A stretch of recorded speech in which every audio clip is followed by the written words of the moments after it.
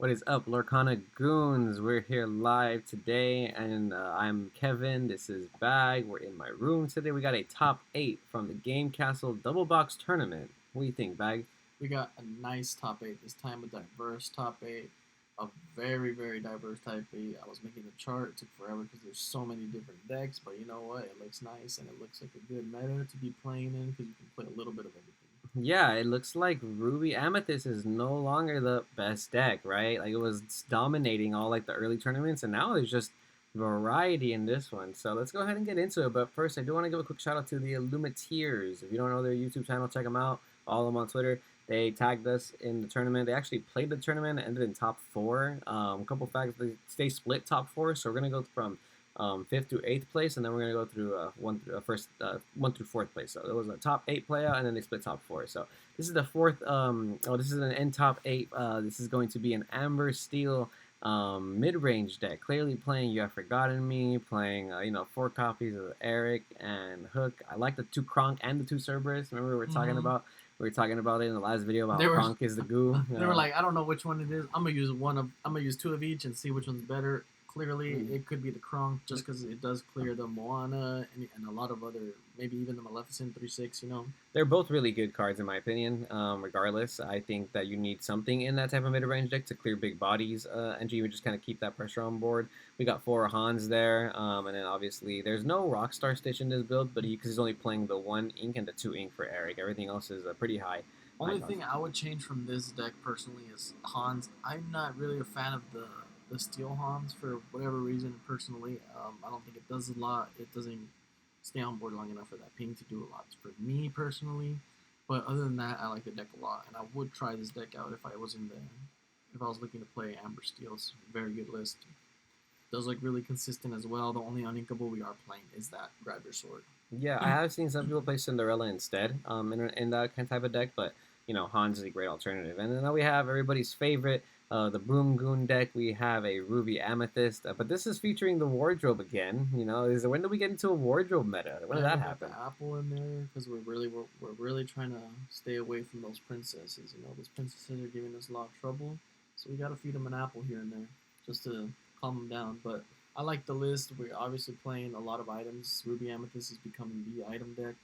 The Pocket Watch, I really like the Pocket Watch. I was playing against it a lot in ladder, and it does a lot of work, more than I thought it did for a long time, and I really have to stay aware of it. Yeah, 5 items is wild. Like you really have to main deck Beast, hard headed. In your deck if you're playing Steel nowadays, because 5 items is crazy. And then the Poison Apple gets around stuff like Rapunzel, gets around stuff like Ariel. So it has that effect where you can banish it to banish a princess, or if you're choosing not a princess, it'll exert that character. So it's still a powerful card regardless to exert somebody. But imagine you go as far as to banish an Elsa in the mirror match or something. That could be like killer. So that's a pretty nice tech. It's kind of interesting that we're getting into those kind of tech cards now, because you're playing these tournaments and you can kind of know what to expect almost with your local meta, or even just knowing that, oh, there's a lot of good players in this tournament, so I know I should expect a Ruby Amethyst or like a Princess mid-range deck going on. So it seems like a safe bet to be able to play something like that. Another note on those items. In Steel, you're playing the Beast, obviously, but I've seen people play just straight up break. These items are really relevant right now. Like, you need to be aware of them, and you need to have outs to them in one way or another. Yeah. So let's go to the next one. This is going to be Robert Break. Sorry, I didn't name the last two people, but congrats to everybody who topped in top 8. But Robert Break, congrats to you. Spicy. Yeah, this is a Ruby Amethyst ketchup mustard. I love it. It's Ruby Amber. Sorry, Ruby Amber. Ruby Amber. Ketchup mustard is all I'm thinking about. It's an orange deck. I love this type of stuff. We're getting into some real spice. There's 3 Mickeys in there, 3 of the evasive Mickeys. Gotta love that, man. This is some interesting ratios. I love this deck because you play almost around everything, because you have the evasive for evasive decks. You have the board clear because of the Ruby stuff. You have the low-cost creatures because of the Amber. You even get to play both Stitches, which both Stitches generate so much value. And you're playing Rapunzel, so you have everything you need. Everything that this game has to offer, you're able to pretty much get it from this deck. And he's even a goon and threw in the You Have Forgotten Me in there. He's just like, bro, I'm going to do everything possible. and you have nothing you can say about it. Yeah, there's only two. Be prepared. I'm not sure if you need more than that. Maybe in a deck like this, I like the Shield of Virtue too. That's I'm really sure he was good. worried about the uninkables. That's what it looks like to me. Maybe the Shield of Virtue is good for like something like Stitch because you can always make sure that you're getting the value off. Even you can, if you have Shield of Virtue up and you play one of your small characters off of Stitch, you can even ready it back with the Shield of Virtue if you want to, like a Stitch or LeFou maybe. You know what? I could see that beat the two be prepared because you're obviously worried about the uninkables, and with the type of deck he's playing, he's obviously keeping the board full because he's playing the Stitch. He's obviously shifting into Rockstar Stitch and he's trying to summon that Surfer Stitch later. So that be prepared really is just there for like at the worst case scenario, and he gets two behind, boom, and then the Dragonfire is there for the spot removal, which actually I really like this a lot. I might try this deck out. All right, all right. And then this is the other list in top 8. This is a Sapphire Steel, Thomas Parker. Congrats to you. And then this is gonna be. This is my list right here. This is my deck right here. This is my specialty. I'm playing this all day, every day in real life. Very similar build to mine. I'm not playing the TCG, and I'm not playing for Robin Hoods, but other than that, basically a similar concept to the list I'm playing. So I'm glad to see a list like mine making it to the top 8. Shout out to Thomas for putting Sapphire Steel up there. I'm glad to see it in this top 8, and very interesting build, similar to mine, like I said. And I have no complaints with it. I really want to know what the TCG did, but other than that, pretty good build. Yeah, it's interesting because I only see 3 Let It Go, 1 TCG. Like me, I would always put like 4 Let It Go or something. But that's a call. If you don't know what the effect is, if you banish a character in a challenge, you gain 2 lore. So it's kind of like questing without needing to quest. You know, I think it's pretty good. Some good control there. Maybe it'll raise the price of TCG. Who knows? Maybe you should play more TCG, or maybe it wasn't even worth it. I would love to hear Thomas's opinion Thomas, on that let one. us know in the comments. Just because I am playing, I want to hear the opinion.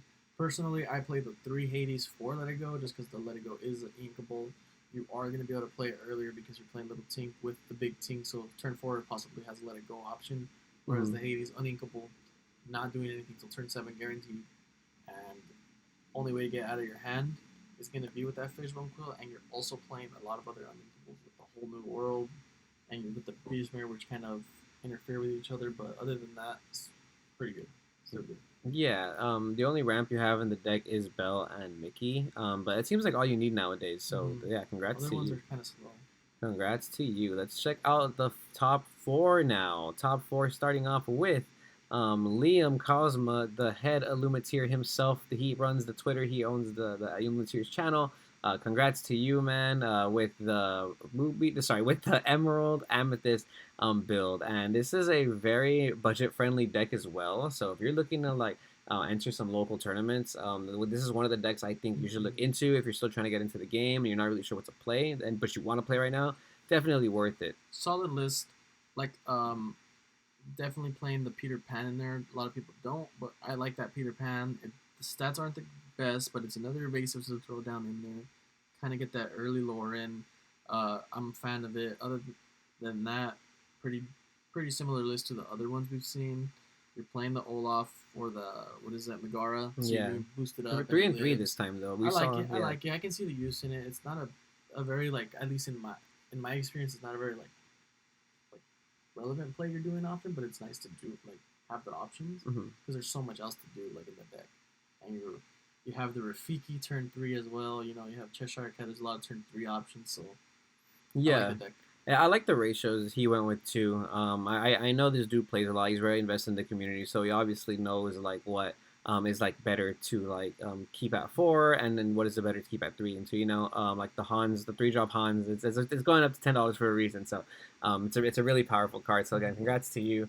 Very very awesome to see. You know, more budget friendly builds in the top cut. You know, so that means everybody can kind of play and get into it. We have an Amber Steel. Aaron Rubin, Princess Midrange, one of my favorite decks personally, but this one has Lantern in it as well. This is a whole bunch of stuff actually. We got Rockstar Stitch, we got Surfer Stitch, we got Cinderella. Only 2 beasts though. Gotta ask. Okay, maybe 2 beasts. I was using 2 beasts a little bit in my deck, but as we saw in the other decks we just went through, you clearly need to max the beast out. You clearly need to get rid of these items. You need to see it. Maybe even in a deck like this, you play Break instead of the Beast, just because you're not gonna wait that long, and you're trying to clear the game pretty fast. And if you have a problematic item, you might wanna Get it out early. What I noticed too is that he's not playing You Have Forgotten Me, and they're playing A Whole New World, which is something I don't normally see in a Mm-hmm. deck that plays like the mid range package. So it's not really like the little character rush. It's kind of a mixed combination of it. And Mm-hmm. I like it. Hybrid for sure. Yeah, hybrid for sure. I like it. Almost princesses, almost little guys, almost still yeah. still taking advantage Still taking of advantage good of it. combos like Lantern Stitch. Mm-hmm. Then we have a Emerald Sapphire. Check this one out. Spicy, spicy. Dan Ward the third. Congrats to you on top four. Playing probably the most budget friendly deck I've ever seen in a top cut. This is like a turquoise Emerald Sapphire build. I've seen this Yep. talked about on ladder on Pixelborn and Lorcana HQ by Dornfot. So cool to see it in a real life top Yep. cut tourney. This You is know. the only top deck that I think, at least, that doesn't have any legendaries in it. There's not a single legendary in it. Mm-hmm. If this is a deck, if there's any deck you want to play and you don't have that much money, I would 110% invest in this. I would get all the cards now. You can take it to your locals, and you can do really well if you really practice it, because you have those low cost creatures at one ink. You're gonna get them off early. They have 2 health, so like they're gonna live for the most part. You got the field to combo off and get those value trades with them. Then you got the Cheshire and everything else to like lower you up to 20.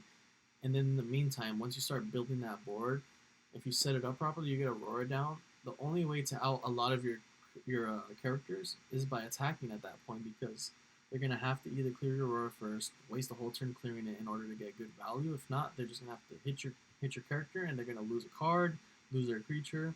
A very strong deck. And then you're throwing the Eye of Fates in there just to reinforce that I have these guys on there. You can't target them, and they're just gonna keep getting me lore.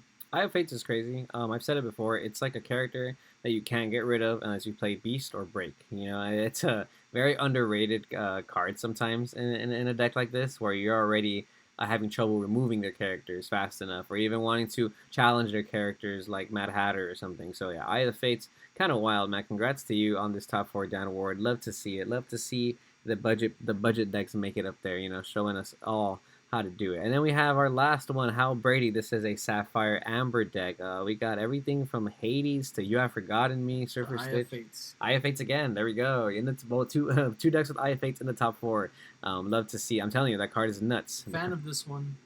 Very, very powerful cards in it. I'm very interested to like see how that Jasmine worked out at 2 without being able to shift it because you're not playing the little ones. So, I mean, I'm assuming it did something for them to feel the need to throw it in there at 2 to even see it in the deck. But other than that, the deck looks really good. Like, I can see the use for everything. You got the Maleficent there giving you strong lore later on. Interesting why the Stitch is there if you're not gonna play the Rockstar Stitch, but Oh, the it's little good Stitch. stats, I guess, right? For Yeah, one drop. yeah, it's good. You probably just need the early game or like the small characters as you play the game. Hades is really good sometimes just to like get back stuff like that. That way you can next Mm-hmm. turn Surfer Or I Stitch. guess the Stitch can kind of bait them out. They're like, oh, I don't want them to just shift that and then Yeah, that's another thing waste some too. creature, waste some resources on that you were like, okay, it's just my one drop that I was probably gonna trade with the fiddle or something. Stuff like fire the Yeah, cannons. I can see that. I can see that. Grab your swords, baits out of grab your swords. Mm-hmm. I do like the Jasmine too at 2. It's just a 5 ink that has 2 lore still, has really good stats, and it can heal your characters. It heals like a lot of your characters pretty often. So I think you said it before. Healing is kind of underrated right now. There's only a few cards I think that have like good effects for healing, but Jasmine is for sure one of them. But And I love the maxed out on the Maleficent because it's just a strong card. It's a 5 mana, 3/6, 3 lore. Come on now. definitely strong, definitely strong.